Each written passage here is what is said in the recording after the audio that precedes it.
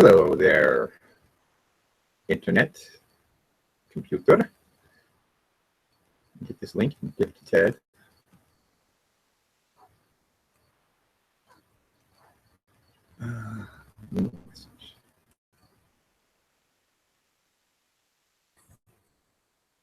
Your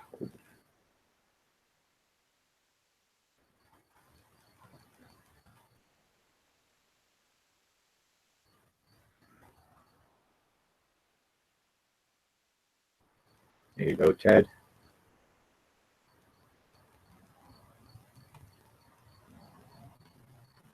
All right.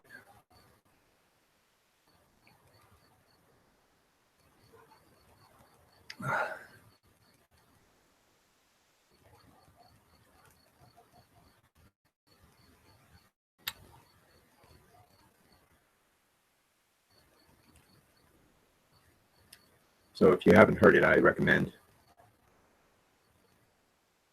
Welcome to Night Vale. It's a podcast that you can find without commercial interruption on YouTube. And it's pretty good stuff. Any case, I recommend those of you who like something a little different and aren't generally interested in watching television.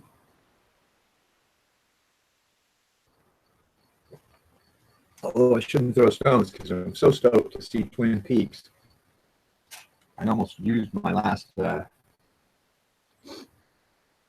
to get a free, Showtime trial so I could watch it. And I thought, well, no.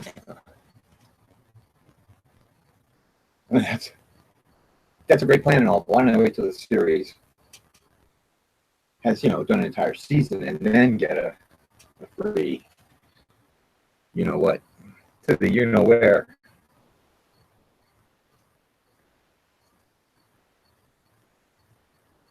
Membership to the Showtime.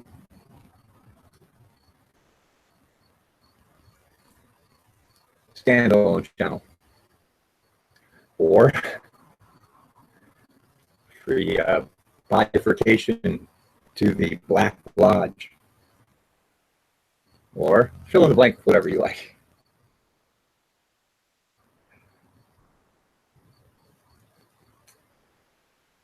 I like bifurcation to the Black Lodge. That's oh, here it is. Hello, Ted. Hello, Ted. Give me a second, Jack. Hang on. Let me. Good, buddy. I see what the problem is. Hang on. No problem on my end. Jack, you there? Yeah, you were perfect a second ago. I'm sorry? You were perfect a second ago. Probably, but I couldn't hear you at all. It's like I just took the computer off of headphones, put it back on its normal speakers. If you turn off your camera, it'll just toggle between our icons. Okay, let me turn the camera off. Or you can leave the camera on you solid. It's your call. I'm sorry? Or I can switch my camera to you.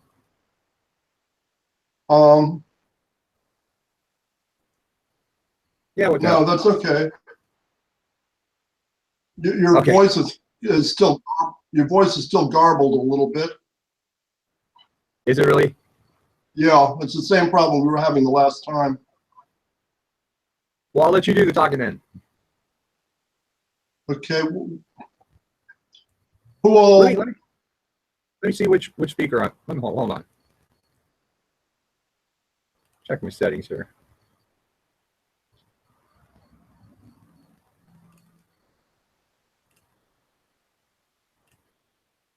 You there? Uh-huh. Okay, still garbled. It's like, was anybody else going to be joining?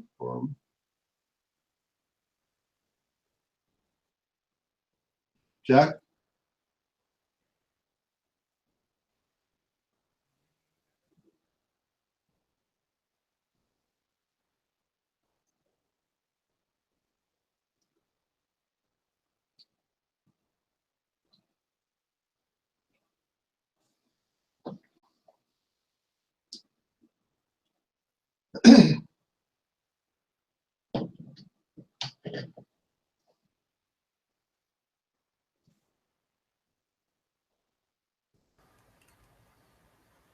All right. Ted. That sounds good. What'd you just do? Oh, I wouldn't fiddled with the. Are you sure it sounds good? Perfect. Oh, okay. All right, we'll leave it alone then. Yeah. Sounds good. Well, what did you do? What changed? I went into the little settings at the top of the screen. No, that's. I changed some options. I'm glad you're perfectly at home with some of this stuff, because I mean, you know, that thing that we did the other day was like seemed like it was more complicated than it needed to be. That's because Jill's on a Mac. Yeah. You say you wouldn't need to do that if everybody was using PCs? I'm saying that I think we have to kind of legacy plug in if you're on a Mac. Yeah, I've never wanted to deal with Apple products. I mean, my company I was working for like four years ago forced me to buy an iPhone. No, more than 4 years ago. I'm sorry, 6 years ago, forced me to buy an iPhone. And it lasted about 4 months. And then, you know, I had so much trouble with it, I just took it back to the AT&T store and told them, listen, I need to have some kind of a smartphone that doesn't say Apple on it. You know, they said it loud enough that, like, you know, 4 or 5 other customers in the store, you know, deliberately, you know, would have heard it, right? You know, some of those were iPhone customers. But I mean, this thing was screwing up like too many ways. Had a battery die, and when a battery dies on an iPhone, you have to replace the iPhone. You can't just replace the battery. Now, to me, that's unacceptable right from jump. I mean, would you buy a car that if the battery died, you had to replace the car? I mean, I would not. No, I wouldn't, right? No, there was a big lawsuit over that too. What do they call that? A class action suit. Yeah, it should be. The little hole, you know, like for an earphone plug-in, you know, gets the littlest bit of dust or lint in it, and it stops it from working properly. No, but specifically over the battery issue, if you still have a record of that iPhone, you may be entitled to a cut. You just have to mail it into Apple, and they'll send you a check. That's not worth thinking about. I agree. That's too long. That's too much water under the dam. That's, you know. I agree. I never wanted to deal with Apple products after that stunt they pulled in 1985, like shutting down the Atari ST, and that takes a little bit of understanding. Do you know the story behind that one? I sort of do. Eddie used to have a very bitter story to tell about Apple and what they did with what they did to Amiga. It goes back. It's worse than Amiga, and it goes back to, you see, the Atari ST was a real computer, right? The Amiga was a game machine. Okay, and the Amiga just muddied the waters. The Amiga just made it that much harder for the Atari to sell computers, right? And the Atari, let me try to start. You have to start back in 1975. Okay, you first started having, maybe in the early 70s, right? That you first started having, you know, computers on a chip, right? You know, 8-bit microcomputers that are being used for traffic signals and, you know, devices, right? They were being used as device controllers more than anything else, right? Somebody got the brilliant idea in his head. They're like, hey, it just wouldn't take that much. You know, it's like these things are using an 8-bit data bus, right? It's like we can make floppy disks that use an 8-bit data bus, right? It's like it just wouldn't take that much to produce what amounted to an entire computer, which we could sell to the public right now. Up until that point in time, computers they had been, like you talk, you know, for a long time, mainframe computers, certainly we're still talking about, you know, more than $1 million, you know, like for any kind of mainframe computer. By 1975, you had mini computers like Digital Equipment, right? And Honeywell. There was like about 15 or 20 companies that were making mini computers. I could, names would come back to me if I thought about it, right? But it's like You know, a mini computer was going to cost more like a couple $100,000, right? But the idea of an individual owning a computer was preposterous. You understand what I'm saying, right? And all of a sudden they dropped the price for computers down to about, you know, couple of thousand, $3,000, right? Yeah. And that just seemed like a big deal. And everybody that ever wanted to have his own little computer to play with could go out and buy one. And like, but they were very limited. I mean, you were talking about 32 bytes of memory was considered to be large, right? 64 bytes of memory seemed to be gigantic at the time.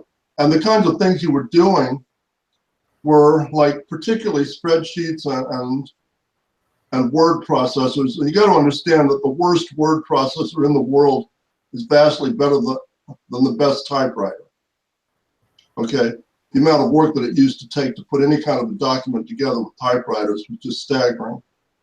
You know, because anytime you got any one thing wrong, you had to, like, if you couldn't white out something and then type over it, you had to redo a whole page of typing. You know, just to make one change, you know, decided that some sentence belonged in the paragraph above or something. There was just no easy way to do that with typewriters. And so those two applications, more than anything else, made microcomputers, right? They knew they needed something better than the 8-bit microcomputers, so they, around 75 or 76, they started designing 16-bit microcomputers. You had two shots at it. You had the Intel 8086 family, and then you had the Motorola 68000. And the 8086 came out 2 years sooner than the Motorola chip did, right? But I mean, it was snapped so badly, the design for the Intel chip was basically still using a segmented architecture, memory architecture, which allowed you to address memory only in segments of 64 bytes, right? So that said that you could not use those computers to do anything that resembled math or anything that, you know, resembled a more serious application right now. The people that put small systems together in Silicon Valley, you know, you had like a couple of 200 or 300 little companies that were, you know, ready to take the world by storm with microcomputers running, you know, hot rod versions of Unix, Arabic numeral 5, right, and 68,000 chips. These guys took one look at the Intel 8086 and the specs of the 68,000. They told Intel, thanks, but no thanks. You know, we'd rather wait the 2 years. You know, I mean, the Motorola chip, the specs called for like direct memory addressing, like no games, right? You know, if Intel had been a Japanese corporation at that point, it's like the president, vice president, board of directors, everybody would have committed seppuku, right? I mean, there would have been more shame than they could have lived with. Okay, so the natural decision of the marketplace was to let Intel die, and they richly deserved to die, right? And while all that was getting ready to happen, comes IBM along and just completely destroys that whole picture altogether with a gigantic marketing scheme, right? They produce the PC, which was a crippled toy. It was a choked down 8086. It was an 8086, which is a 16-bit micro, you know, choked down to an 8-bit bus. Okay, and part of the thinking was that, you already had peripherals made for 8-bit buses sitting there, and you had a certain amount of software sitting there that they wanted to be able to use. But the best thing that they could have done, like with the entire body of 8-bit software, was just to let it die, right? I mean, after 2 or 3 years of the PC, the only one thing that was left of the 8-bit software world was like, was DBase, right? That was the only thing that was, DBase and WordStar. So those two things, right? You know, and something else would have come along for small databases, right? But I mean, particularly WordStar was really the only thing, you know, that was basically 8-bit that was still left alive, and that's gone now, right? You still see WordStar commands with other pieces of software like Control-C, Control-V for copy and paste, right? You know, that's all that there is remaining of the 8-bit software world. Okay, so the natural decision of the OEM computer manufacturers, like in Silicon Valley, was just to start building 32-bit computers, you know, with 68,000 chips and, you know, Unix. And the place where I was working at the time at the Census Bureau, I had the first little microcomputer like that at the Census Bureau, a gorgeous little computer, you know, which was running a hot rod version of Unix 5, which is called Idris, right? Which had a real Fortran compiler. You there? Keep going. Fascinating. Yeah, it had a real Fortran compiler. It was like, they wanted me to see, just as a kind of a hoot, you know, the powers that be at the Census Bureau, if there was any conceivable way they could make some of the main software, you know, economic time series analysis run on a microcomputer, right? Now, the computers they used at the Census Bureau were Unisys mainframes, right? 1184, you know, and those were like you were going to pay $5 or $10 million for one of those. That was expensive, right? Now, if your name was John Rockefeller and you could afford to go out and buy a Unisys 1184 for yourself, and that was going to be your personal computer, then yeah, that was going to be reasonably fast. But in real life, you were always one of 50 or 60 or 100 guys trying to use that stupid Unisys computer at the same time, right? Deal with, you know, just time sharing. Time sharing isn't really the word that I want. It's like sequencing, right? I mean, and time slicing really is better what you would call it, right? And you know, that was hellishly inefficient. I mean, the computer was using 40% of its compute power just doing this time slice thing, sharing itself out between you. I'm sorry? That's funny. Allocate time. I'm sorry? I said it was using all that 40% of its computing power just to slice time. Parceling out slices of time, right, to 50 or 100 different users, yeah. And logically, the best way you could have used that computer was to run one job from beginning to end and then run the next job from beginning to end. But politically, you couldn't do it. People would squeal too loudly. You know, so you had like major political problems built into using those kinds of computers, right? And here's this little computer that we went out and my office went out and bought for $10,000 out of petty cash. And it had a for real 77 level Fortran compiler on it.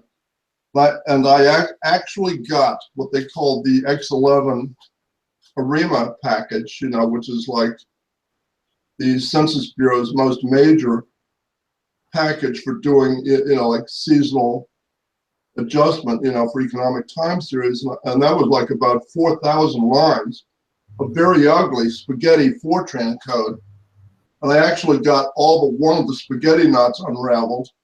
And I got that piece of garbage to run on this little microcomputer, and it was running like 4 or 5 times faster than anybody ever saw it run on the mainframes. People were sitting there with their mouths open. Ha! You know, you can imagine, right?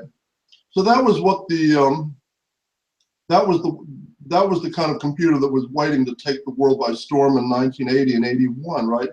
It never happened, right? All of that was killed by the PC. Here comes IBM with the crippled toy and this gigantic marketing blitz, right? And the marketing blitz was like, you see, you know, he had this ad that came on TV. You saw these 2 farmers leaning up against a fence and spitting tobacco, right? And picking their teeth with the hayseed. One of them said, golly, Jake, did you see that computer, what Alvin bought for himself to keep track of his cows with? You know, and that's the cow, right? You there? Yeah, I think I've seen, so you can see some of these old commercials on YouTube. Oh, yeah, at any rate. So that was the marketing blitz, right? Now, all of that happened around 1981, 81-ish, right? In that picture, there was one company that was in a position to challenge IBM by actually producing some kind of a reasonable consumer product which used Motorola 68,000 chips. And that one company was called Apple, right? And what did they do? They produced two computers that were so pathetic that they convinced the whole world that the 68,000 itself was a bad idea. Okay, and this was the Toaster Mac and the Lisa. The Navy gave this company I was working for, and this is the first company after I left working for the government directly, like in '84. The Navy gave us a Lisa and asked us to determine whether this had any potential real world use or whether it was a $10,000 paperweight. After 2 weeks, we gave it back to them and told them it was a paperweight. Okay, this thing had like a Motorola chip running at about 6 megahertz, whereas the one on that little empirical research group machine that I described was running at 8 megahertz, you know, nonetheless. The Apple Lisa was using, it didn't have any kind of a graphics card at all. It was using almost half of the compute power of the 68,000 chip just to keep graphics up on the screen. Right now, this pitiful little teeny tiny screen, and it had a like one floppy disk that was very slow, much slower than a PC's floppy disk, and like, I mean, there was no upside to it, and the Toaster Mac wasn't much better. The Toaster Mac was a disaster. So in 1984, that was what Apple had to offer the world, was the Toaster Mac and the Lisa, mostly the Toaster Mac. And then came Atari onto the scene with this beautiful little computer called the Atari 520 ST, right? Which was what the PC should have been from day one, okay? This was an 8 megahertz, 68,000 based computer with a very nice graphical user interface, which they called GEM. You know, this is way before Apple ever, or before Microsoft ever had Windows available. So this operating environment called GEM, which is the graphical user interface.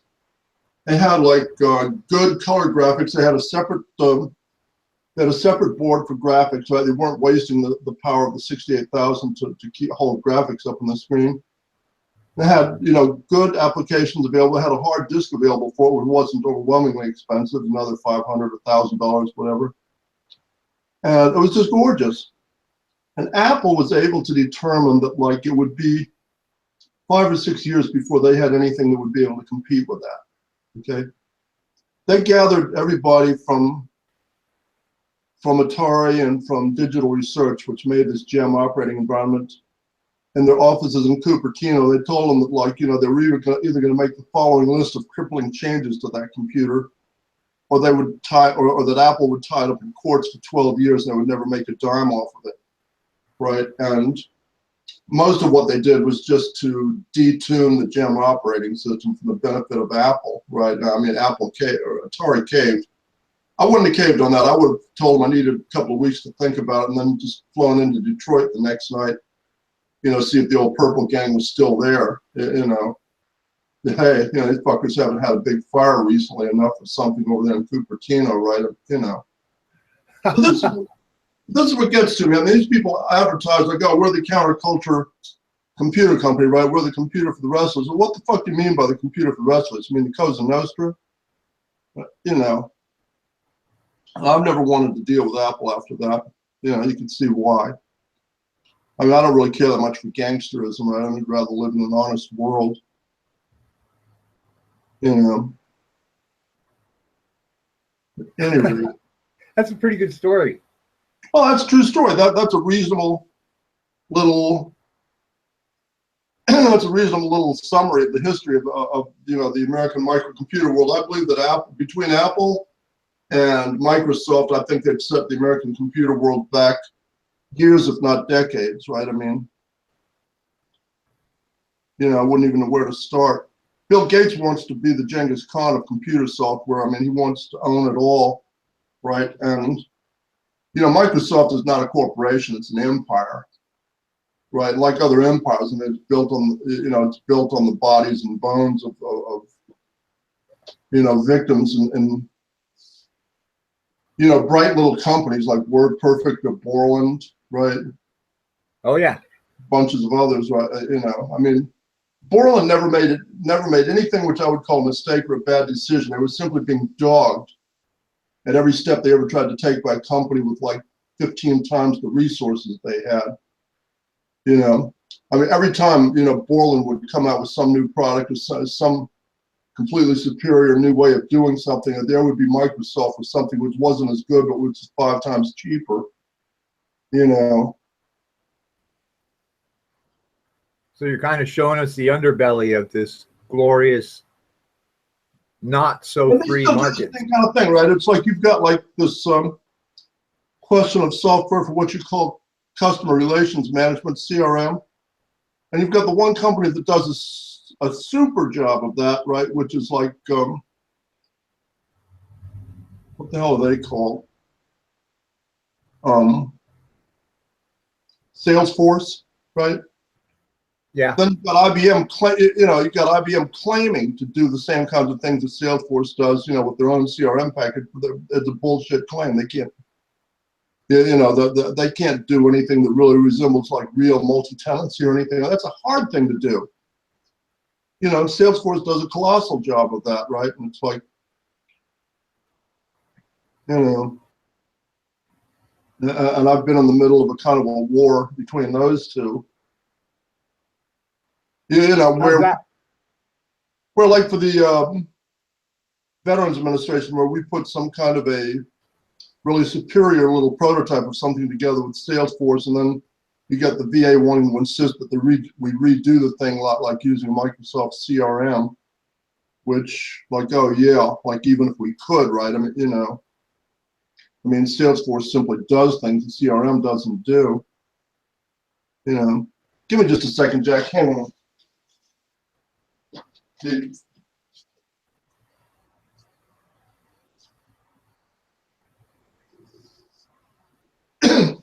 have a hard time ever getting the air conditioning right in this house.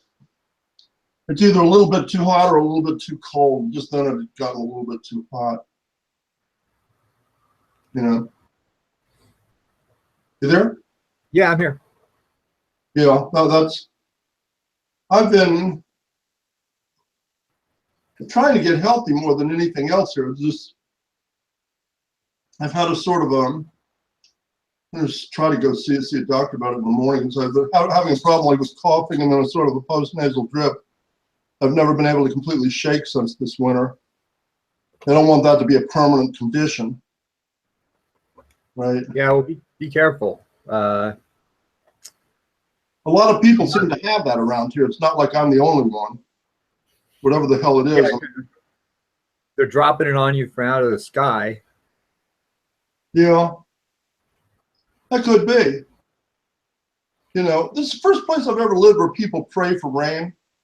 You know, I mean, certainly in the DC area, nobody prays for rain. They get enough of it, right? But this place, I mean, it could go for 60 days and never rain. You know. How's Honky? Well, was it Elijah or Job who prayed for no rain in the land? Yeah. How's Honky making out? He's fine. He's sleeping right here next to me. Okay, I hadn't heard him. I was just wondering if you know. Okay. Honky, hey there. Yeah, you don't hear you. He's on the astral plane right now. He's in a stupor, huh? Okay. Certainly a pretty cat. I've got a friend that's got a white cat that's just, you know, about a year old, you know. And like I said, there was my Thomas cat. He was pure white. I've still got clothes like made for Thomas, right? I mean, I have this one. See, I normally need to wear winter colors, right? And I can never wear winter colors like with Thomas around. He ended up with white fur all over everything. So I had like a couple of sports coats, which were like sort of light blue, right? Which still reasonably close to a winter color, right? But at least it's not a summer color. But the white fur didn't show on it. You know. What about Bentley? Where's Bentley? Bentley is a yellowish cat. He's sort of, I wouldn't want to say tiger striped, right? But he's like, you know, just different. You'd call him a creamsicle if he was an ice cream, you know. He's sort of like the same color as a creamsicle. I think they call those brindles. Yeah, whatever. At any rate, he's that kind of a cat. Bentley's a smart cat. You know, he doesn't have any bad habits or anything. Yeah, Honky's pretty darn smart too. Is Honky bright enough to stay out of the street and not get run over? Well, so far so good. So far. Any rate, Yeah, Honky's smarter than he lets on. yeah, well, if he gets 5 for 20 years, then yeah, he's. I don't know how old he is. It's hard to say, but he ain't young. Yeah, I can see that. Interesting. We're like, I need to like send in, it's like $250 for this thing in Phoenix, but gotta do it. Yeah. You know, gotta get out there. So I can't get this Stuart Talbot to finish that third part of the little thing about gravity, right? And he was happy with the thing I sent him, and he was going to. All he needs to do is add the right pictures to it, right? You know, make it into something that looks a little bit more like a video. Now, look, it's like you can download that from Bearfabric. Give me a second. Let me. okay, you want to send me a link in the chat here? Yeah, give me a second. This is Google. What did I just do? You still there? Yeah. I see. Bearfabric.org. www.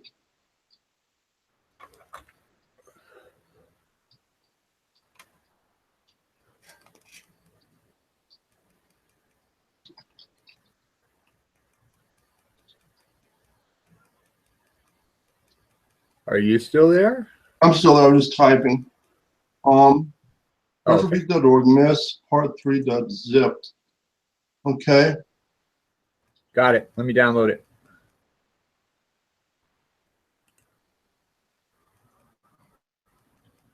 That's part 3 for the little thing about gravity. There, you know that they put those other 2 parts out there. It's been like a month and a half, right?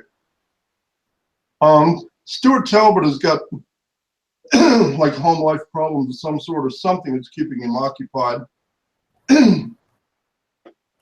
which, you know, it's just. Let me make sure I can unstuff this thing and everything. I'm sorry? Let me make sure I can unzip it. Yeah, I can't put that just out there on my own website because you would click it and it would be trying to spew across the screen every which way. That has to be zipped in order to be sitting there. No, I gotcha. You understand what I'm saying, right? Let me. It has, Downloading, I think. it's like 100 megabytes. Oh yeah, it'll take a minute. So you need a graphics added to it. Stuart was going to do that, right? It's like Stuart and the 2 of them, right? He's got another brother. Do you keep up with the Talbot family, or? No, I can't say I have. I mean, I know that they've got a lot of stuff on their plates, right? I mean, this comes with the territory. But give me just a second. Let me take a look. We go to YouTube and then type in Thunderbolts Project. You know, there's more to watch on YouTube than there is to just about any other thing. You know, the YouTube is completely free. And yeah, the only problem is that they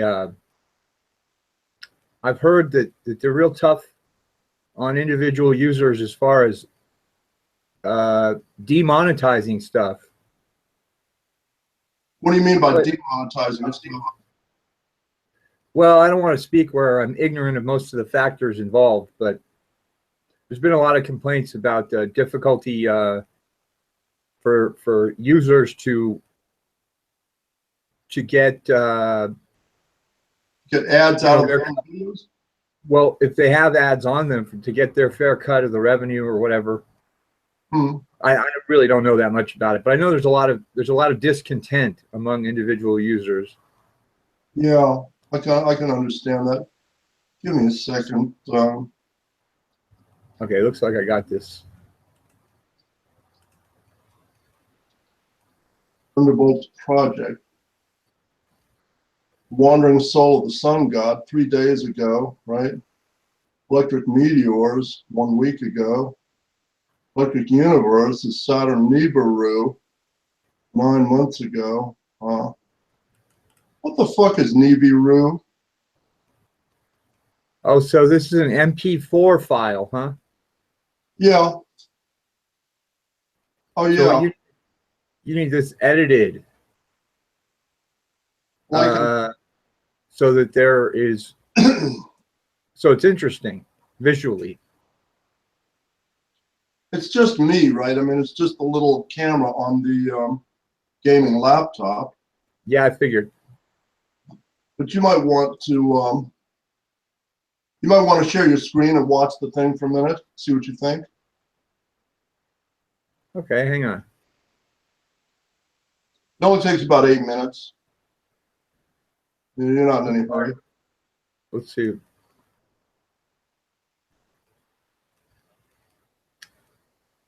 Let's see if I can open it with VLC. Or if you can't all of a sudden, then I could run it and share it on my screen. Let's run it on yours. Okay, I'll tell you what. Screen share. Entire screen share. Okay. Am I going to see this Einstein mirror clock here? No.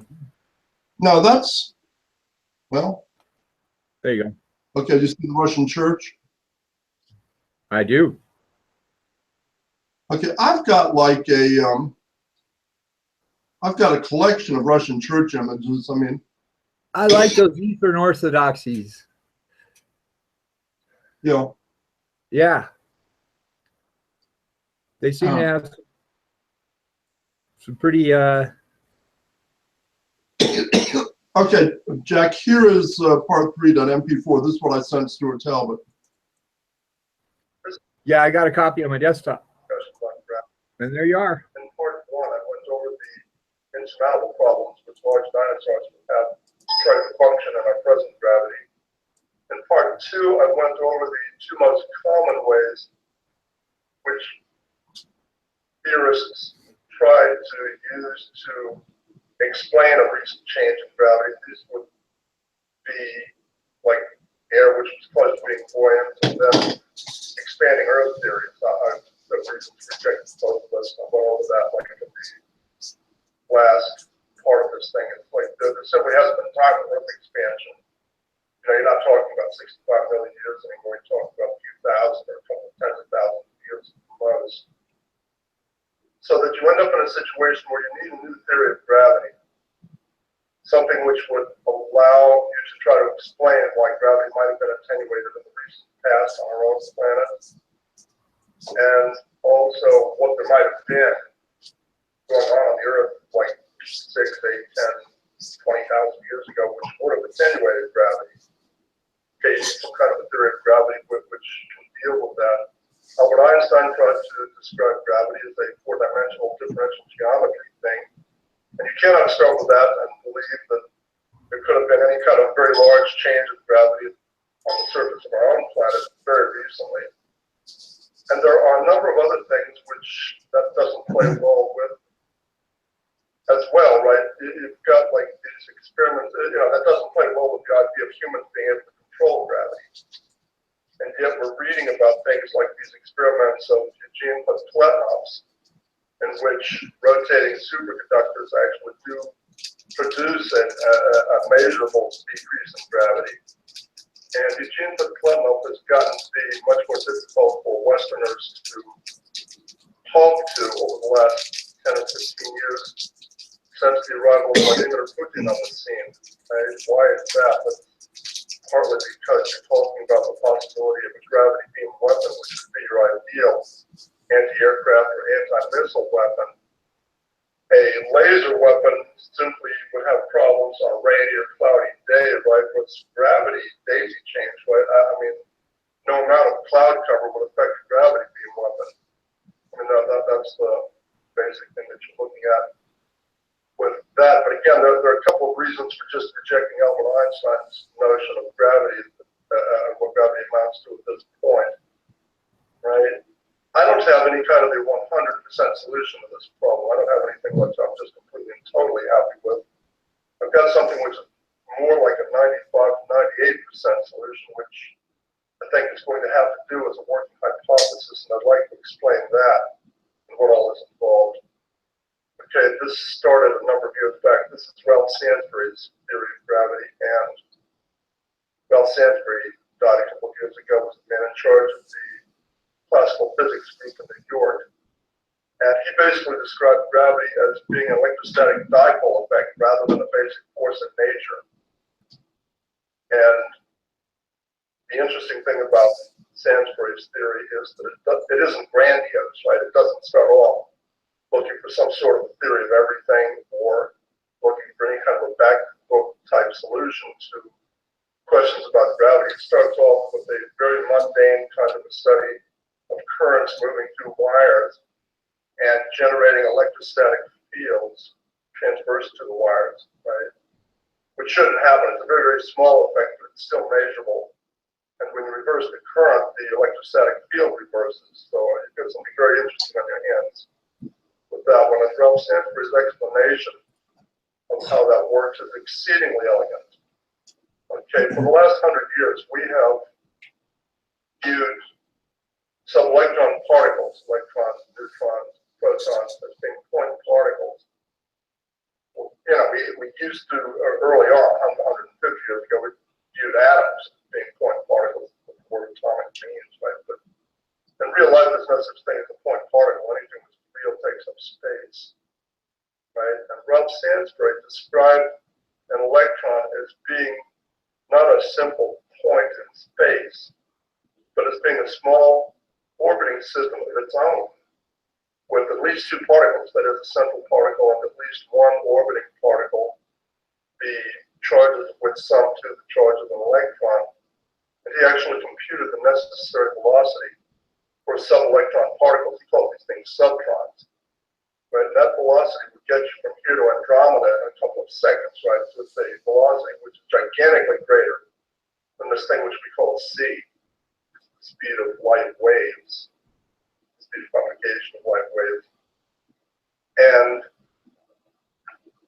what Sandbury claimed was, and it's perfectly logical, and in fact is giving real physical explanations for electricity and electrical effects. I mean, it's always something. I was a math major in school, right? I mean, I always had an easy time visualizing physical things because electricity always seemed as if I was being asked to believe in magic. Right, so Ralph Sandbury has like non-magical descriptions of electrical things, right? He says that basically, at rest, without any forces in the picture, that an electron as an orbiting system would be spherical, right? But that when you subject the same electron to a force, which could be a voltage across a wire, then that electron is going to be pulled into an ellipsoid rather than a sphere. Now, a sphere doesn't represent any kind of electrostatic dipole, whereas an ellipsoid would. Okay, and the same voltage across the wire is going to polarize all of these electrons on the wire into ellipsoids which roll away in exactly the same way. It's been polarized, right? So that, you know, just in their hundreds of billions or whatever, it's like they're going to create a force which you can measure, or electrostatic field which you can measure. And of course, when you reverse the current, it's going to reverse the orientation of all those electrons to reverse the field. So that's Ralph Sandbury's description of electrons and of currents creating electrostatic fields. Now, he claims that what gravity amounts to is similar. He claims that in the case of gravity, you've got spin forces which are pulling electrons into ellipsoids which are radially oriented, okay? And basically the electrostatic because what that creates integrate to what we call gravity, right? I mean, the mathematics of it does work. And this is the point at which I would have to tell somebody that I don't quite have a 100% reading on this one yet. It's like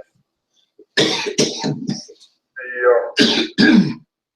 spin forces which act on a particle or a person on the Earth come in three flavors, right? It's like a person on the equator of the Earth is moving at 1,000 miles an hour due to just due to the rotation of the Earth on its own axis. That doesn't seem like much, and that's not going to buy very much in the way of gravity, particularly in the poles, right? You've also got the problem of Venus, which doesn't rotate very much at all. It doesn't spin on its axis very much at all. You've got a much larger motion of the sun around, or of the Earth around the sun, which is more like 67,000 miles an hour. Okay, and then you've got a still much greater spin force, which would have to be involved with the motion of the solar system around the galactic center of the Milky Way, which is more like 500,000 miles an hour. Okay, so that somehow or other, in order to make this picture around Sanskrit's work for gravity, you have to be talking about all these forces, not just one or two of them. Okay, and again, this is the thing which I would recommend as a working hypothesis at this point. That will buy you the idea of gravity being attenuated in ancient times by this static surface charge of the Earth in those days, which is something you get from the Thunderbolts group and from the electric universe theory. You know, because you have this shish kebab alignment involving a Bergman current. You really did have static electricity in the Earth in quantities vastly greater than the observed today. Okay. Basically, what Ralph Sanskrit is saying is that like gravity amounts to a kind of a first cousin of gyroscopic force, and also the kinds of things that you see in baseball. Spinners, sliders, sinkers, the things which move in a straight line, more or less until about 15 feet from the plate, and then just dive and sink, right? There is a video which you can watch on YouTube, which is called Anti-Gravity Wheel, in which you have a number of people at the University of Sydney in Australia who conduct a very cute little experiment where they have a 40-pound flywheel on the end of what looks like about a 3.5 to 4 foot long rod with bearings on the one end, right? They spin this thing up to 3, 4, 5,000 RPM, right? Without the wheel moving, and they've got like the one physics department nerd and then one of the jocks at the school. Neither one can do anything with this wheel, right? I mean, they can't, they can't lift the thing easily. They certainly can't hold it from one end and hold it out, right?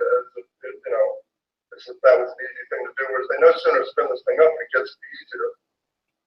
It gets easier. Even the nerd can hold the thing over his head quite easily. And they claim that this is due to gyroscopic precession. But I noticed that the one part of the experiment which they don't do would be to conduct this little experiment while they're standing on a scale, right? And, it might be that it would go on, the apparatus would go on weighing the same as it did, or it might be that they're a little bit worried about what the physics professors might have to say if they were to do that. At any rate, you've got sort of an interesting picture sitting there. That's going to have to do it for today. Bye-bye. This is going to be part 3 of our little discussion. Jack, you still there? Yeah, I don't know how well that audio came through on the Hangout here. So let's review a little. I'm sorry? I'm not sure how well the audio came through, so let's review. Okay. Okay, basically, like where to start. I have, there's supposed to be 3 pieces of this video, right? And the first 2 are out there, like under the Thunderbolts, what do you call it? The Thunderbolts Project channel on YouTube. The first Oh, hey, one, you're still screen sharing. am I? Yeah. Let me, did that stop it? There we go. Yeah. Okay, go back to normal here. The first, there are three parts of this thing, right? And they're being slow getting the third part up. The first two parts are there, right? The first part talks about the problem that dinosaurs have with gravity, like with our present gravity. A large dinosaur would be crushed by his own weight in our present gravity. He would collapse in a heap and he'd suffocate and he'd die, and that's all that would happen if somebody would manage, build a time machine and drag some kind of a large sauropod dinosaur out into the streets here. You understand what I'm saying? It's like that's and there's reasons for that. When you increase your essentially mouse muscle and dinosaur muscle have the same strength. Yeah, okay, it's like there's no way to believe that dinosaurs had better muscle than we do. It's like muscle tissue for vertebrate animals, all pretty much the same under a microscope. And even your major universities agree to that, right? So I mean, that's not a way to argue against this case that I've made. You lose power to weight ratio as you get bigger, no matter what you do, right? It's like weight is proportional to volume, which is a cubed figure, and strength is proportional to cross section of bones and muscle, which is a squared figure. If you doubled your physical dimensions, like if you're like about 6 feet tall, whatever, and you go to sleep at night and you wake up and you're 12 feet tall, well, what just happened? You've got a factor of 2 that just got figured 3 times for volume and weight, width, breadth, height. 2, 4, 8, you're going to be 8 times heavier. But strength is only proportional to cross-section of bones and muscles. Excuse me, I'm sorry, Jack. It comes and goes, right? It's like sometimes, that's the thing I was telling you about, but at any rate. Eat some really, really hot chili. You've got the problem that says that when you double your physical dimensions, you're only going to, this factor 2 is only being squared. It's not being cubed as far as strength goes. Right, strength is proportional to cross section, which is like pi r squared. You're only going to be 4 times stronger. You're going to be 8 times heavier and 4 times stronger. You will have cut your power to weight ratio exactly in half. Obviously, you can only cut your power to weight ratio in half so many times and still stand up and walk around, right? I get it. I'm sorry? I get it. At some point early on, I figured there must be some kind of a way to demonstrate that, and it turned out there was, and you can use the scaling factor, which they use for lifting events, right, which is the 2/3 power of body weight. And why is that? That's because 2/3 power of body weight is pretty much a general average of cross section. You can start off as, suppose I know how much I weigh, and I'd like to have some sort of an idea of what a general average of my body cross section was going to look like, right? Well, I know that, if I start from the beginning and have some kind of a notion of dimensionality, which could be like height or width or, arm reach, or whatever, call that D, right? Like little d for dimensionality. In order to get the weight, which I already have, then I have to get the volume, which is just take that little d and cube it, right? So if I want to get if I know my weight, then I can get back to this d just by taking a cube root, right? And then if I want a general average of cross section, just square that. Okay, so you take a cube root of something and then square that, and you've got 2/3. That's what 2/3 power body weight is. You see what I'm saying? That's why this 2/3 power body weight is a scaling factor. The way they use this in lifting events is, that you would have some kind of a, say like a powerlifting event where, you've got one particular exercise, but you want to compare the champions of the different weight divisions and get some idea who really just did the best lift, regardless of weight. And what you can do is, you say, okay, we're talking about a bench press or something, and we want to know, and you've got the one exercise, you've got like, say 5 different weight divisions, right? Lightweight, welterweight, middleweight, heavyweight, super heavyweight, maybe something like that, right? Right. And And you'll have the championship numbers. You'll have the best lift that anybody in each of those weight divisions did. And if in each case you divide through by the 2/3 power of the athlete's weight, then those numbers, those championship lift numbers, almost line up and become the same number. There'll be one that stands out a little bit, and that's the guy that really just did the best lift regardless of weight. You see what I mean? So that's your natural scaling thing, like for, you know, both Olympic lifting and powerlifting or any other kind of lifting event, right? Now, Awesome. what I did was to say, okay, let's just realize that that works because these athletes are built along similar lines. They're roughly symmetrical. You know, despite the different sizes, they're built along similar lines. But if I go to conduct a thought experiment and say, okay, let's talk about what happens when I take the same athlete and scale him to different sizes, well, then that type of isometric scaling becomes perfect, right?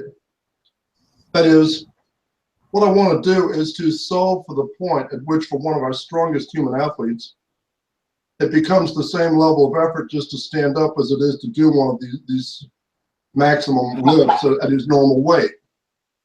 With me? So, like, the idea was to take one of your top, you know, power lifters, right, like Kazmaier or this Benedict Magnusson, these guys who compete for this world's strongest man title, and say, okay, let's mathematically solve for the point at which, you know, somebody like Kazmaier Magnusson, somewhere around 1,000 pounds for squat or deadlift is about the limit, right? So let's just take this absolute maximum effort, you know, like for a squat or a deadlift, and say, you know, like the 1,000 pounds plus the 350. Kazmaier weighs it as 6'5", 6'6", 350, something like that, right? You know, there's no extra weight on Kazmaier, 350 pounds, right? But let's just say you take the 1,000 pounds for the bar plus the 350 for Mr. Kazmaier, divided by the 2/3 power of 350. Okay, exactly the way I would if I'm doing my little thing to check, you know, different weight divisions. Okay, so 1350 divided by the 2/3 power of 350 equals, and on the right-hand side of the equation, just the guy lifting his own weight up off the ground, x divided by the 2/3 power of x, right? And you solve for x, and depending on which athlete you use, you get a number somewhere between about like 19,000 and 21,000 pounds, right? Now that is what I take to be the mathematical limit for the world. That says that somewhere around 20,000 pounds, it's going to become the same level of effort just to stand up. You know, for Bill Kazmaier, it's the strongest, you know, it's the strongest human athlete that we know anything about, more or less. It's going to become the same level of effort for Bill Kazmaier just to stand up as it is to do one of these 1,000-pound squats at his normal weight, right? Right. That says at 22 or 23 or 24,000 pounds, somewhere in around there, the guy's going to become dysfunctional due to the square cube problem. Okay, now that's part one of the whole thing. And part two says you take a brontosaur or brachiosaur, you know, an ultrasaur, seismosaur, any kind of thing like that, a large sauropod dinosaur, and put the large dinosaur next to Bill Kazmaier at equal sizes. Then what you're looking at is one animal at the top of the food chain, or pretty near it. It's Kazmaier. His body is 90% bone and muscle. And another animal very close to the bottom, right? The brachiosaur's body is mostly gut and digestive systems to process leaves and grass. If Bill Kazmaier couldn't function at 25,000 pounds, then the brachiosaur sure as hell couldn't. There's no way in the world. Ah. You understand what I'm saying? That's the problem. That's the problem. Now, you've got other problems. Like you've got the problem of flying birds. You know, the ability to fly also depends on a squared figure, which is like surface area of wings. The biggest birds that can take off and fly in our world about 30, 35 pounds, right? You only need to go back a few tens of thousands of years, right? And you've got like, you know, you've got birds which weigh 200 pounds, like 25-foot wingspan, you know, like this Argentinian teratorn. There's a golden eagle with a 25-foot wingspan. And then you've got these flying creatures, which is like your Texas pterosaurs, which, you know, Juan Langston was putting together. And those things could easily have gone 500 or 1,000 pounds. It's like wingspan is 60 feet, right? And they flew, right? I mean, nothing with a 60-foot wingspan is just going to walk around and not fly. You know, the birds that don't fly have wings which are vestigial, right? I mean, you don't see an ostrich, you know, like trying to drag 50-foot wings around. You understand what I mean?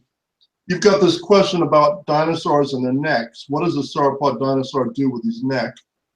If he tries to hold it upwards, he's got a problem with blood pressure. He's not going to be able to get blood to his brain. A giraffe can barely get blood to his brain, and that's despite like a very, very tight skin, which acts like a fighter pilot's pressure suit, and, you know, a heart which is as big and strong as anything that size could hold, right? It's like you would have an inconceivable problem, like just trying to maintain blood pressure. You know, you wouldn't be able to get blood to your brain if you held your neck upwards, right? If you got some kind of a neck which would be 40 or 50 feet long, in the case of a seismosaur. So you've got scientists trying to believe that they held their necks outwards now, but if a sauropod dinosaur were to hold his neck outwards, then you're looking at a worse problem. Then you're looking at like 500,000 foot-pounds of torque, right? In other words, if this guy's neck weighed 40,000 pounds, if it, you know, it could weigh 50,000, you know, but either way, it's like his neck weighed 40,000 pounds, and if the center of gravity of that neck was even 10 feet up from the shoulders, you're looking at 400,000 foot-pounds of torque right now. What is, like, you're talking about 500,000 foot-pounds of torque. What is that ballpark for? You know, it took me a while to figure that out. The only thing in our world which is ballpark for 500,000 foot-pounds of torque would be the combined maximum torque of all 4 of the engines of an Iowa-class battleship. Huh. Yeah. Enough torque. The combined, I'm sorry? Combined torque. It would be the combined torque of all 4 of the engines of an Iowa-class battleship. You're talking about enough torque to drive a 60,000-ton ship through the water at 33 knots. And you're going to try to hold that with some kind of structure made out of flesh and blood? That's a joke. Yeah. I mean, there is no building inspector in the United States that you could bribe sufficiently to let you hang some kind of a 40,000 pound weight off into space with no support. You know, so you've got like impossible problems in today's gravity for any kind of a creature more than the littlest bit larger than the largest elephant. See, like, you know, the real world limit is about 14, 15, or 16,000 pounds, right? Those are the largest elephants, and that's like 1% of elephants. Okay? And, you know, naturally you'd figure that the real world limit would be a little bit lower than this mathematical limit, which I've calculated, right? And it lines up pretty nicely. In other words, you know, the sanity test checks out. You see what I'm saying? Yeah. You know, so the real world limit is about 16,000. That big elephant, you know, the stuffed elephant at the Smithsonian was about 16,000 pounds, right? And I'm saying that the theoretical limit's about 20,000 pounds, something like that. So I mean, that's about what you'd expect.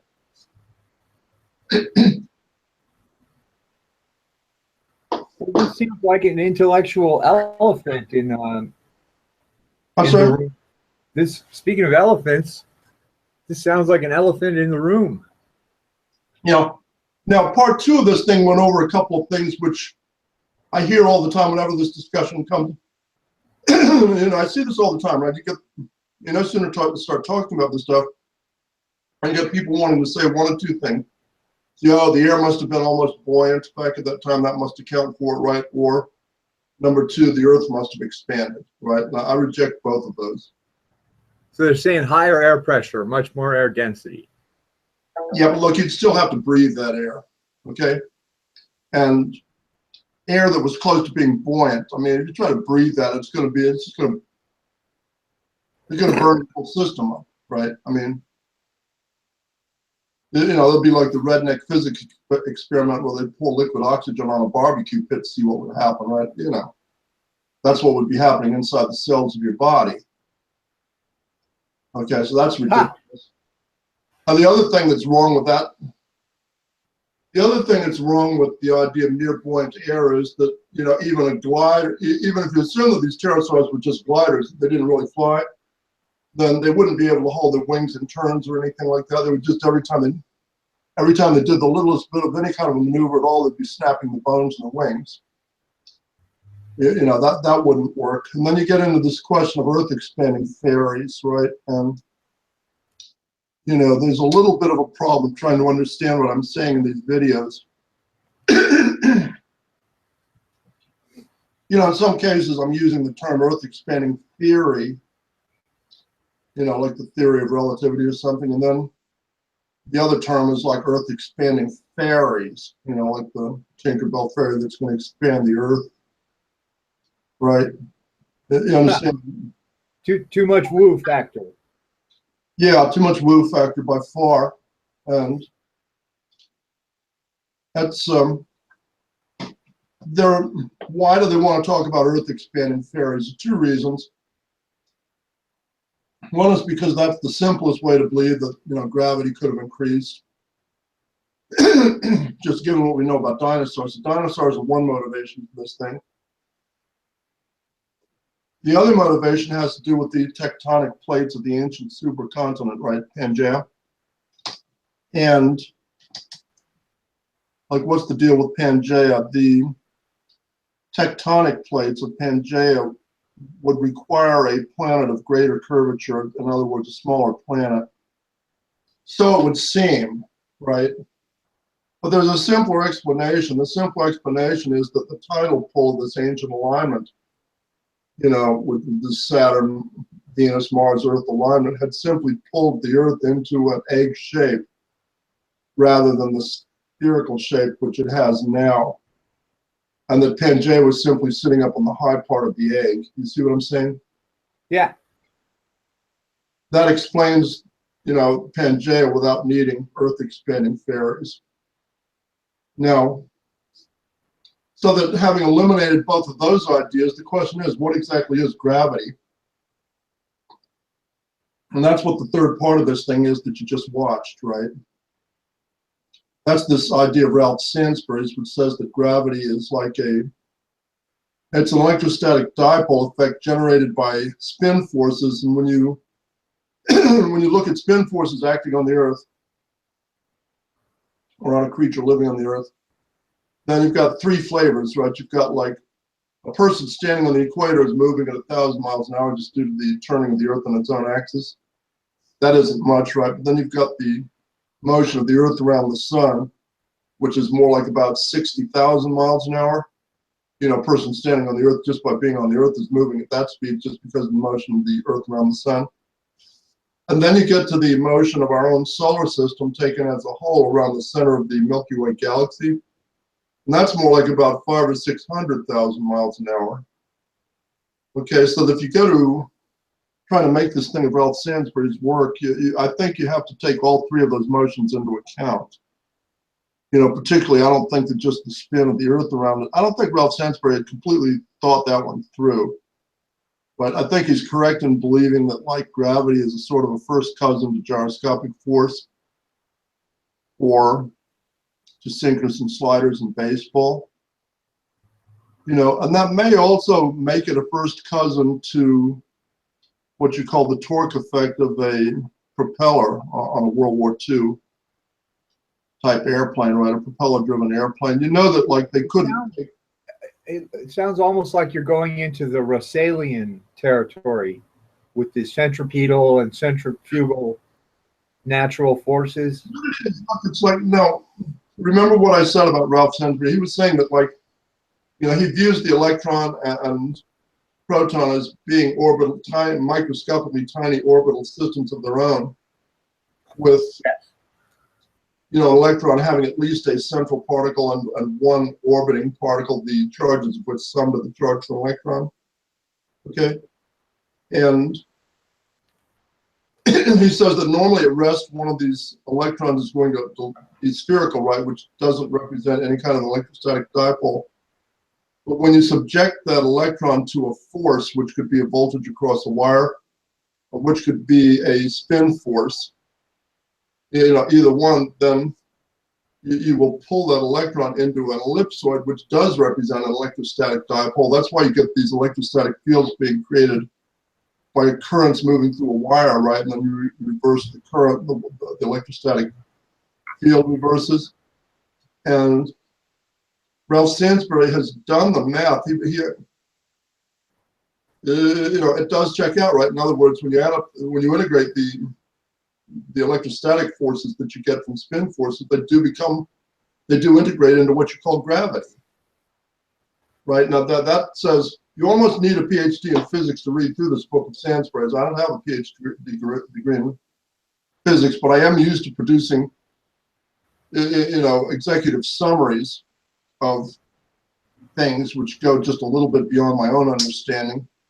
And I think I've done a reasonable job with Ralph Sansbury. I think this little 12-minute video that you watched, it was a reasonable executive summary of what Ralph Sansbury was trying to say about gravity. Like I say, it does make sense in that it allows you to believe that gravity could have changed within the recent past just due to the electrostatic surface charge of the Earth in the recent past, right? There's no way that you can start with Albert Einstein's description of gravity as a geometrical thing and believe that it could have changed recently, right?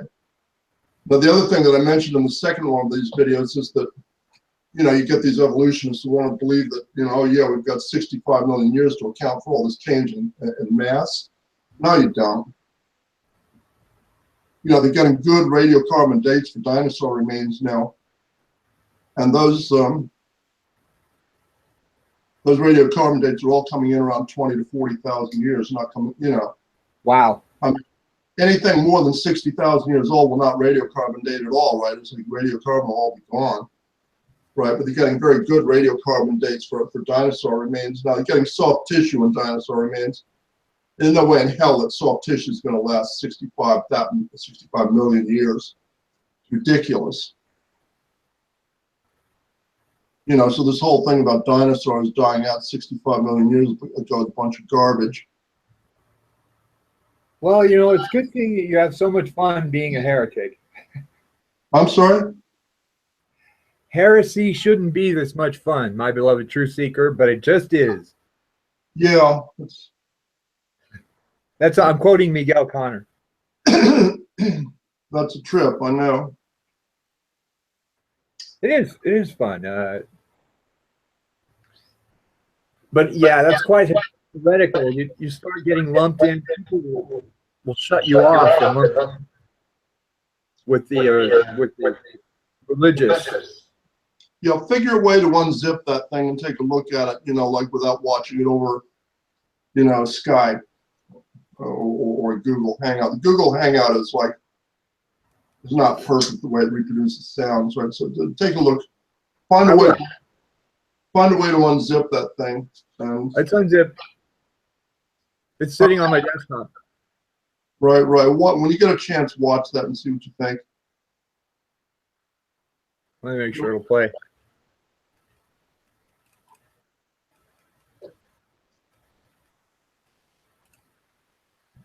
I produced that on the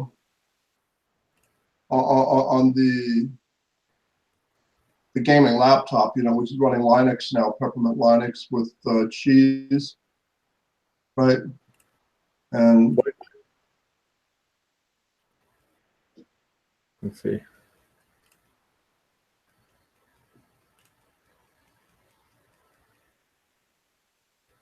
This is going to be part 3 of our little discussion about gravity. Yeah, it works. In part 1, I went over you're right, you don't get much of the sound, like with Google Hangouts. But you can hear, the sound is pretty good. Yeah, the audio is fine.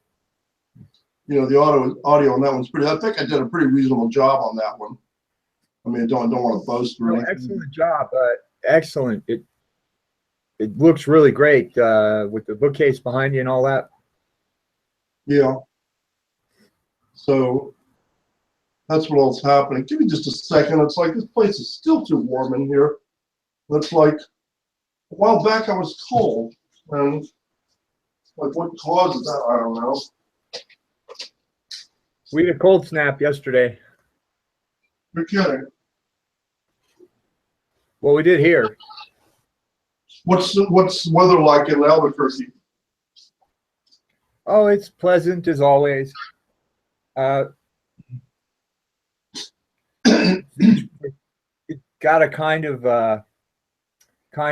purgatorial mildness to it. Hmm. No, it's interesting. So we've actually had rain here like in the last week, and it's like it figures to rain a bit more here the next few days. Thank God. It's like try to get anything to grow here. Just have to have things survive from one rain to the next. Yeah. I'm trying to get avocados to grow here, and it's not easy to do. Other things seem to grow pretty easily, but it's like the avocados, not so much. I don't know why that would be. So my father used to go crazy trying to get avocados to grow in Virginia, right, which is ridiculous. Of course, that never worked, right? But in South Texas, it should be possible. You know. Are you getting them to germinate in a glass of water? Yeah, in cases. But then nothing after that, huh? They reach a certain size, and then they wither and die. Damned if I have any idea why. Don't give up. No, I've got 3 outside which have some sort of a chance, right? It's like just interesting. Yeah, that sounds like a really good time. That sounds like a Hobbit's idea of fun. Right. Let's see what happens. I got a bunch of errands I got to try to run tomorrow. It's like hopefully get some of them done. Got to try to stay alive long enough for this conference. Well, let's hope you can do that. Well, Right. Ted, you want to call it you're going to call it a hangout? Yeah, let's call it a hangout. And I've got like about 2 or 3 other kinds of things I need to sort of try to do tonight before I go to sleep. See what Hey, well, happens. I'm going to let you go, but I'll stay. I'm going to stay, keep the hangout open for a little bit, and then wrap it up. I'm gonna let you go here. Hey, take care. Great talking to you, Ted. Bye.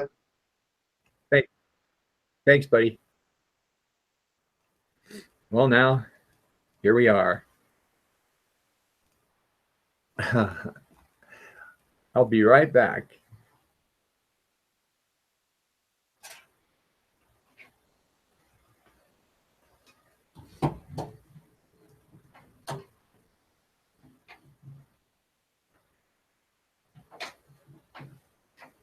And I'm back.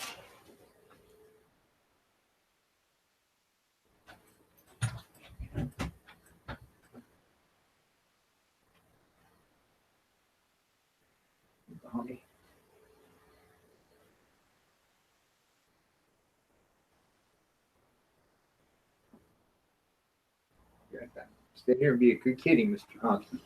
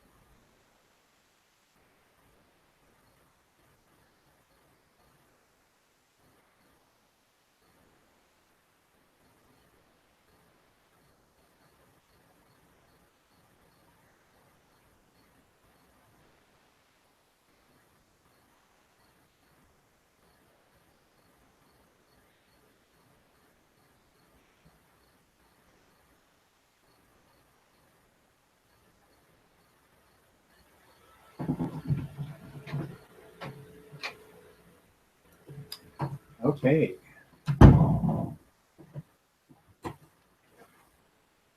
I don't know if the old woman who secretly lives in all of our homes made a visit while I was away, but anything you heard between the door opening and closing was not me.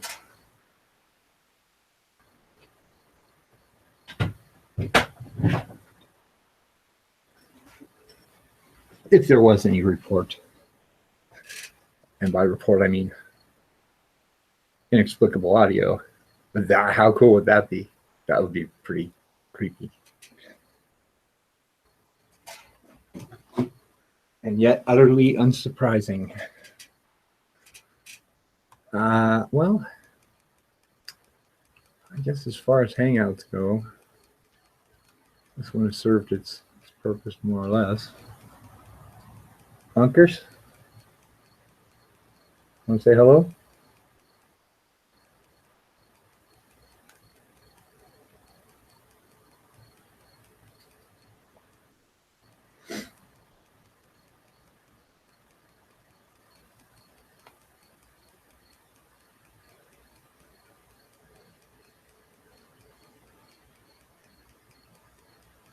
Oh, I don't think he does.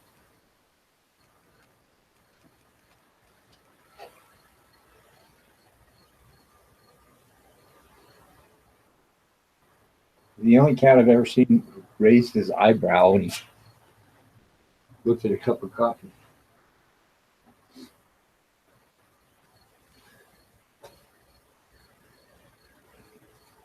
Honky is certain.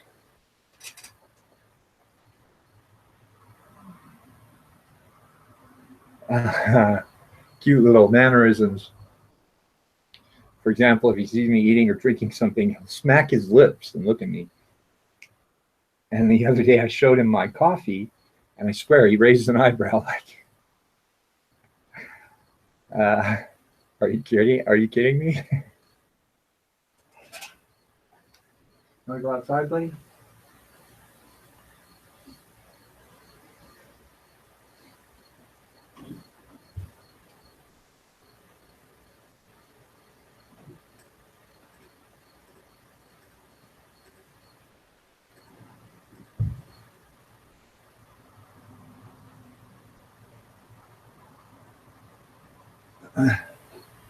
So one of the bunch of vampires that live here at the Johnson estate with me brought somebody in there, keeping them out in the living room. Apparently a female, but I haven't approached closely enough to determine anything about them. Not interested. Utterly, completely want not to be entangled in their little schemes and diabolical misdoings. Although I'm sure when you get right down to it, it's just another child of God. Albeit so permanently warped by the treacherous road of the samsara that they've become essentially demonic permanently. But I don't know who this visitor is. I wish there was some way I could warn her. Just the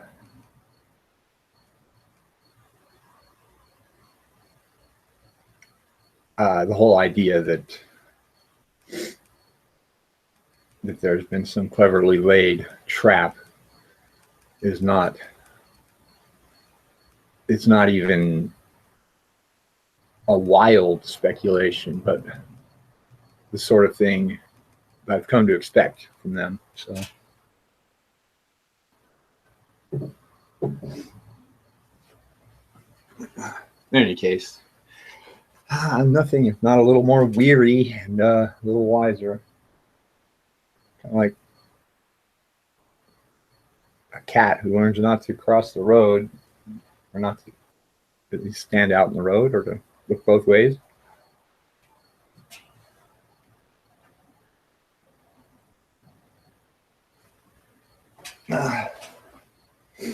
So this goes off into the ether. Let's see, I'll share what I've been looking at lately.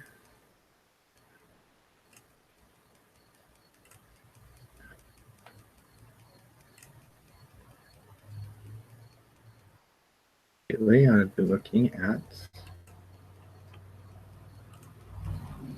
this order of 9 angles.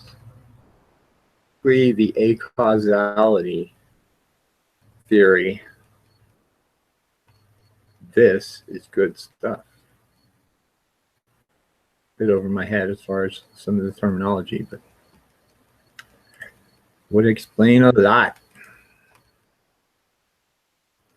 It would explain a lot if you know, if it turns out that time is not so linear. Oh, oops. Yes, I know. Just got a little pop up my Norton safe search, whatever, trial, user trial thingy. In any case, I guess that's that for this hangout. It be stated that it's always great to have Ted on, but there's a secondary purpose here, which was just to make sure that I have a you know, that's a good reason to leave this hangout open for purposes of an alibi as to where my whereabouts are while these little devils do their damnedest to try and complicate my world. Oh, it's funny, but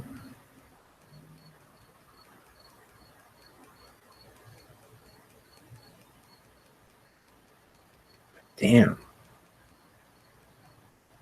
When Gandalf says keep it secret, keep it safe, be careful about the details of your life prior to the information age, and who gets a hold of those could be used to change matters if they recur, or when they recur, if in fact reality is recursive, and there are good reasons to think that at least in subjective terms it is rather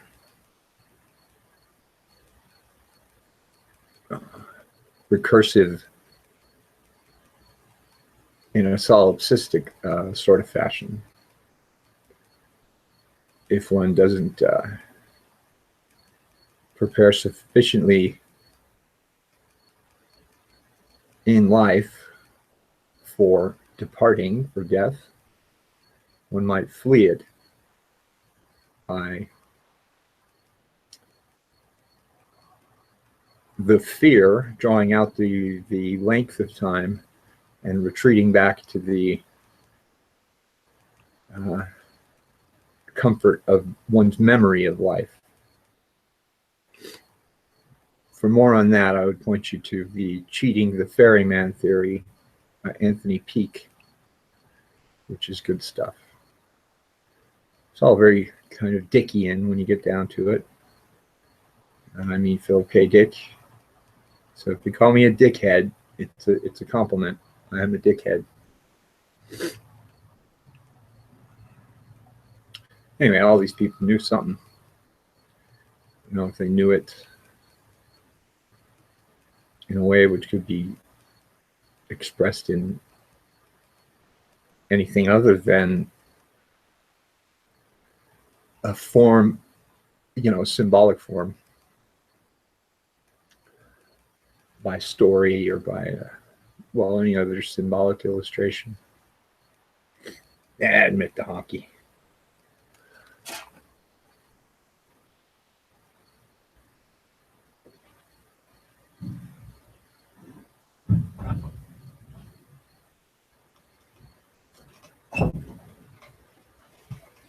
All right, kids. I am, what time is it here in Albuquerque? It's Almost 11 p.m.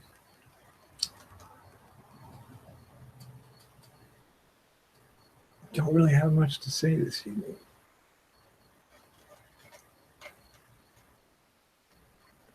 Okay, let me just take my super potent super potent sleeping potion that the shrink gave me. What is it?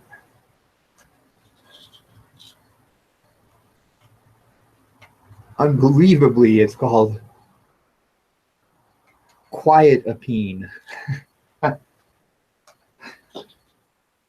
You can't, or Seroquel. And man, I take 10 milligrams of that stuff, and I can go snoozy with intact dreaming, by the way, for like 8 or 10 hours.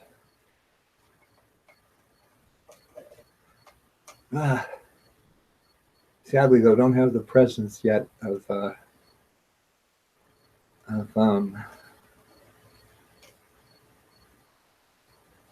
how would you call it? Volitional control in my dream. I still appear there as the subject, and don't have that self-reflective realization. Whoa, I'm dreaming here. I have had that experience once. It was a lot like in the movie Inception. I started thinking back to, well, how did I get here? Because I had just come to Albuquerque and I was dreaming that I was in Austin. And I'm like, wait a minute, I'm not supposed to be in Austin. I'm dreaming. And it didn't. I mean, at some point in the dream, not long thereafter, I again slipped into the unmindfulness of just going along for the ride. Kind of makes you think, is that what's going on in waking life right now? I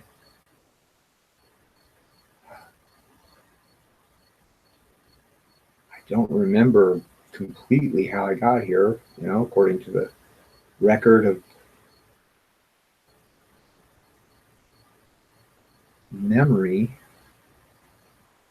I wonder how far back I could remember explicitly. It probably would be very far back before I realized I wasn't always present.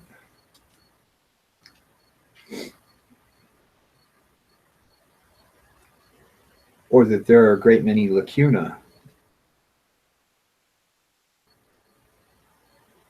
Ah, well.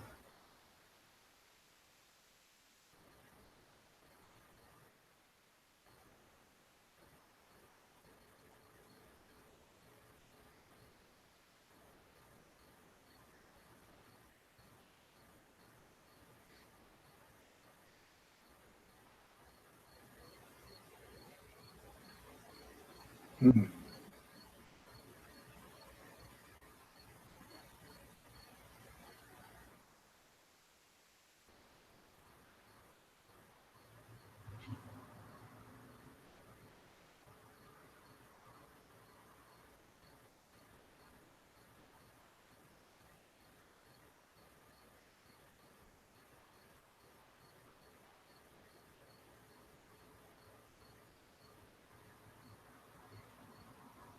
Well, I suppose if I go back to my earliest memory as a child, then it would seem as if my personal, volitional, egoic self is something of a fiction anyway.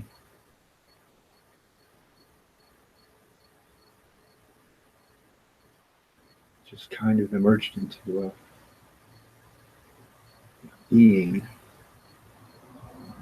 like a non-player character in somebody else's D&D campaign.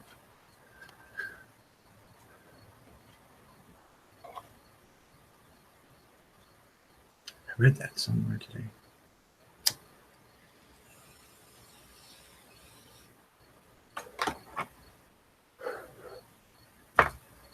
Perhaps it was on Fake Book. In any event, I'm not going to worry about it. I'm going to sign off. My reservations haven't been stated here. And wish you all a fond adieu. Until next time. And good night. Night Vale. Good night.